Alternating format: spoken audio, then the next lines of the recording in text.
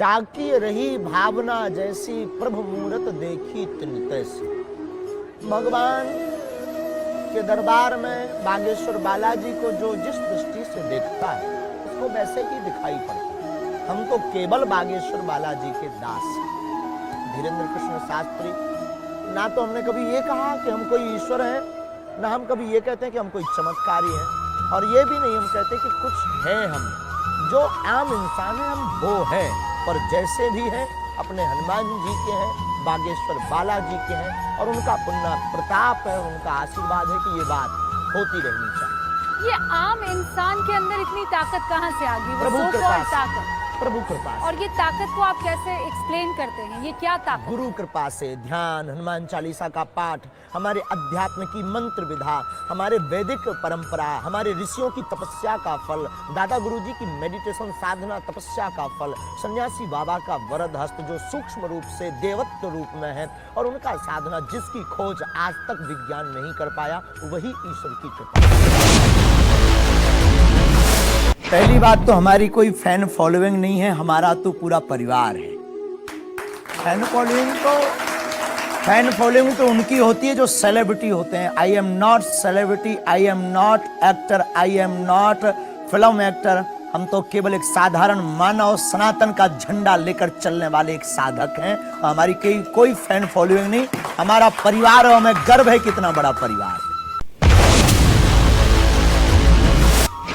लेकिन अगर आपका मैं परिचय पूछूं कि धीरेन्द्र शास्त्री कौन है, चमत्कारी हैं, अवतारी हैं, कौन है? धीरेन्द्र शास्त्री एक साधारण इंसान है, जैसे आप हैं वैसे हम हैं।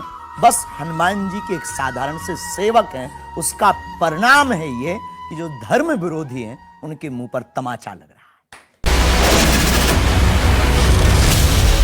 आप पर बड़ी संख्या में वो आलोचक, वो कहते हैं कि आप एक माइंड रीडर हैं, इससे ज्यादा पहली बात तो ये दावा हमने कभी नहीं किया कि हम पर ही हनुमान जी की कृपा है, सब पर है, शुभम पर। और दूसरी बात, रही बात माइंड रीडर वाली, कांच में और मणि में बहुत अंतर होता है। चमकदार दोनों होते हैं, पर जो मणि काम करती है वो कांच काम नहीं करता।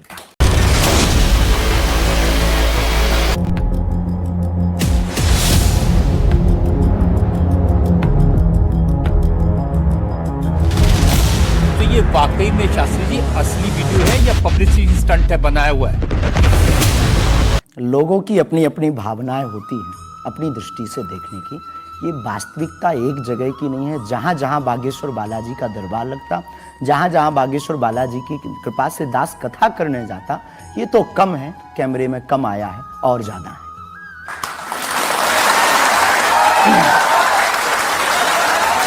लेकिन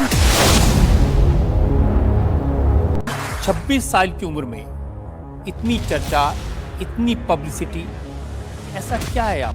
जिसका गुरु बलवान होता है, चेला पहलवान होता है। जो लोग कहते थे ईश्वर नहीं होते या भगवान नहीं होते, हमारी दृष्टि में इस छोटे से गांव से, गढ़ा गांव, मध्य प्रदेश के बुंदेलखंड में एक छोटा गांव गढ़ा है। गढ़ा में रहने वाला एक छोटे परिवार का बालक धीरेन्द्र कृष्ण अगर यहां तक पहुंच सकता है बालाजी की कृपा से, तो भारत का प्रत्येक व्यक्ति भगवत कृपा से कहीं भी पहुंच सकता है।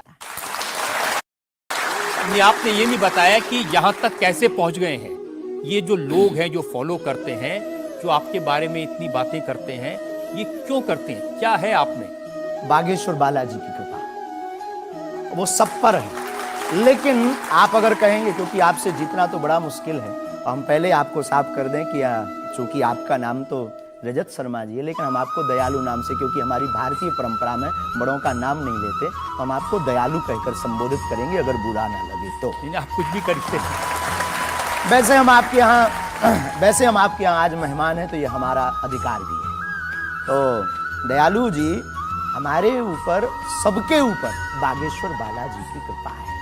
लेकिन हमने अपने गुरुदेव की जो चरणों की सेवा की, उस सेवा के माध्यम से ऋषि परंपरा की जो मंत्र विधा हमको प्राप्त हुई है, वो हमारे पास एक ऐसी अनूठी है जिससे पूरा विश्व की मंगल कामना भी करते हैं। पूरा विश्व अपनी समस्याओं के समाधान के लिए गुरु के नाते बागेश्वर धाम चला आता है।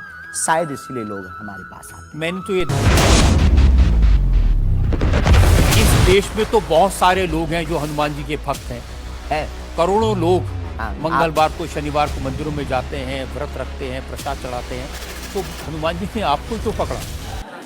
कुछ ज्यादा ही घनिष्ठता होगी हमारी, उनको ज्यादा मोहब्बत हम पर आई होगी। लेकिन इस करोड़ों लोगों में हनुमान जी के लाखों भक्त हैं, उन्होंने अपने लिए मांगा और हमने पूरी विश्व के लिए मांगा।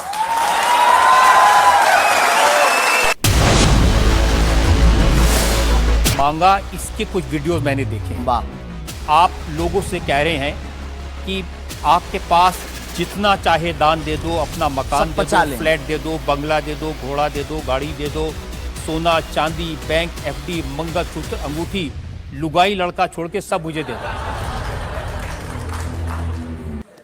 ये हमारा डिस्क्लेमर रहता है दरबार के पहले का।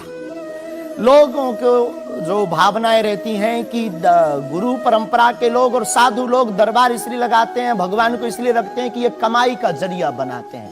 और हमने अपने दरबार में बैनर लगा करके वो माइक पर ठोक करके बोलते हैं कि यहाँ किसी भी प्रकार का शुल्क, फीस, दक्षिणा नहीं लगता, पर अगर तुम शिष्य मानते हो अपने आप को और हम गुरु हैं, तो गुरु परंपरा के नाते अगर कुछ भी तुम दे दो, अगर आप भी इंडिया टीवी का ये हाउस हमारे नाम करें, हमें कोई दिक्कत, हमें कोई दिक्कत, और लेते भी हैं। लेना बुरा नहीं है, उपयोगिता बुरी है। लेकर के उसका सदुपयोग करते या दुरुपयोग करते। हम लेते हैं, कोई अगर देता है तो स्वीकार करते गुरु के नाते। हम उस परंपरा से हैं जहां अंगूठा तक दान गुरु को दे दिया जाता है, हम भी लेते हैं। कितना कमा लेते हैं? हमारी तो कोई फिक्स कमाई नहीं है, क्योंकि हमारी कोई कंपनी या बिजनेस नहीं है। कोई चढ़ा जाता है, हमारे पास करोड़ों सनातनियों का प्यार, लाखों करोड़ों लोगों की दुआएं, हजारों संतों का तो आशीर्वाद, इतनी कोई हमारी हिसाब कमाई। किताब तो रखता होगा ना कि कितना पैसा आया जितने महीने का? सनातनी उतनी कमाई, हिसाब आप लगाओ।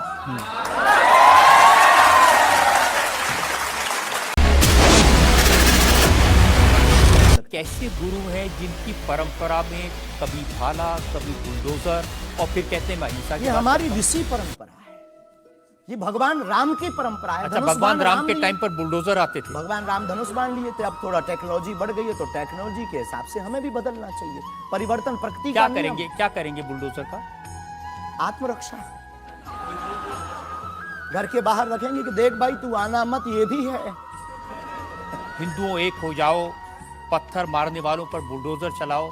ये भी हमारा अहिंसात्मक बयान है, पूर्ण अहिंसात्मक। बुलडोजर कब से अहिंसात्मक हो गया?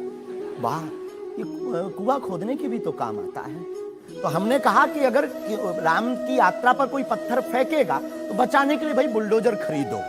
और अगर किसी को अपनी शरीर की दिक्कत है या किसी को अपने पंथ को दिक्कत है, वो क्रेन खरीद ले, हमें क्या दिक्कत है? हम कोई रोक नहीं रहे हैं, लेकिन अभी हमारे पास इतना रुपया नहीं आया कि हम बुलडोजर लें। और अगर आप लोग सहयोग करेंगे तो हम रख लें। जैसे शाहरुख खान की फिल्म पठान को आपने क्रिटिसाइज किया, वो भी चाय का असर था। चाहे कोई नशा नहीं है, लेकिन अगर आप उसकी बात करें तो हमने सिर्फ सनातन की बात की। हमारे सनातन पर भगवा रंग ही बेशरम क्यों है। एक फिल्म 1987 के लगभग आई थी, संतोषी माता की फिल्म। संतोषी माता की फिल्म आने के बाद लोगों की भावना इतनी दृढ़ होगी कि शुक्रवार को टमाटर और नींबू बिकना कब तक है। और अगर आप सनातन के खिलाफ, आपको याद होगा, और अगर सनातन के खिलाफ कोई मूवी बनाओ तो मंदिरों में, भगवान के चरणों में और माता पिता और गुरु के प्रति आस्था लोगों की कम हो जाएगी। इसलिए बार बार हमारी संस्कृति, हमारे सनातन और हमारे भगवान राम को टारगेट न किया जाए। देखिए, सिर्फ बिना हमारे देखे लिए आपने फैसला कर लिया कि वो भगवान राम को टारगेट किया गया है, सनातन को टारगेट किया गया है। भगवा रंग तो देखने की जरूरत ही नहीं है, खून ही भगवा है। रंग से किसी धर्म को जोड़ना ये तो ठीक नहीं। ये देश तिरंगे का देश है और तिरंगे में तीनों रंग हैं बिल्कुल है, और सब रंगों का लेकिन सम्मान भगवा करना रंग भी चाहिए। तो सब हमने कभी, अच्छा तो भगवा रंग, हरा रंग भी तो बेशरम हो सकता है। क्यों नहीं हो सकता? हो सकता है, बस यही हमारी मांग है।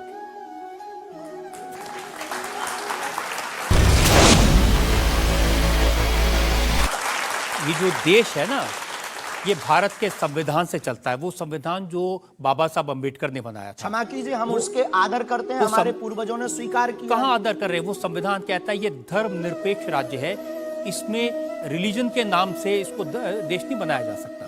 संविधान का प्रथम पृष्ठ ही भगवान राम के चित्र से प्रारंभ होता है। हाँ बिल्कुल, संविधान का प्रथम पृष्ठ, जिस देश का संविधान भगवान राम से प्रारंभ हो, तो क्या वो हिंदू राष्ट्र राम राज्य नहीं हो सकता है?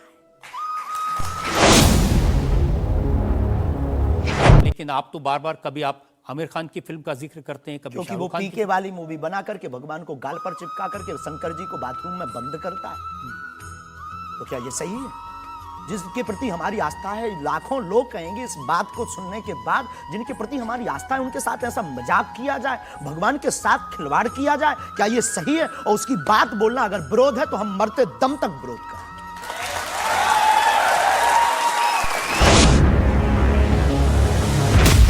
ऐसा लगता है कि जैसे आपने सनातन धर्म के नाम पर धमकियां देने की दुकान खोल ली है। अगर किसी को यह धमकी लगती है तो उसे लगना चाहिए, क्योंकि प्रत्येक भारतीय नागरिक को बोलने का अधिकार है और हमें भी बोलने का अधिकार है सनातन के लिए, क्योंकि हमारा जन्म सनातन के लिए हुआ, हमारा जीवन सनातन के लिए है और हम मरेंगे भी सनातन। बोलने पर आपत्ति नहीं है, हम धमकी देने पर आपत्ति है। हम धमकी नहीं देते, हम सिर्फ ये कहते हैं कायदे में रहो तो फायदे में रहो। ये भारत राम का देश है, बस हम कायदा सिखाते हैं और गुरु का काम है कायदा सिखाना, धमकी नहीं। गुरु क्या डांट करके धमकी देता है? गुरु धमकी, अगर कुम्हार मटका बनाता है तो भीतर से हाथ भी तो लगाता है। तो हम तो गुरु परंपरा के हैं, तो गुरु के नाते हम समझाते हैं।